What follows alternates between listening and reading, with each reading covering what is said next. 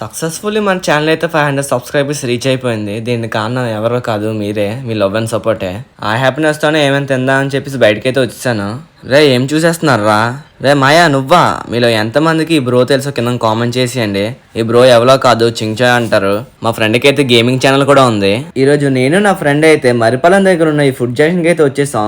లోపల అంబియన్స్ అయితే కలర్ఫుల్ గా చాలా బాగుంది. మా ఫ్రెండ్ అయితే ఇంట్లో లైట్ లేదని చెప్పి లైట్ తీసుకెళ్ళిపోతున్నా అంటుండు. వీళ్ళ దగ్గర చాలా వెరైటీస్ ఆఫ్ ఐటమ్స్ అయితే ఉంటాయి, చాలా రీజనబుల్ ప్రైజెస్ కి. నేనైతే ఫస్ట్ వీళ్ళ దగ్గర చిల్లీ చికెన్ అయితే ఆర్డర్ ఇచ్చాను. చూస్తేనే నోరు ఊరిపోతుంది.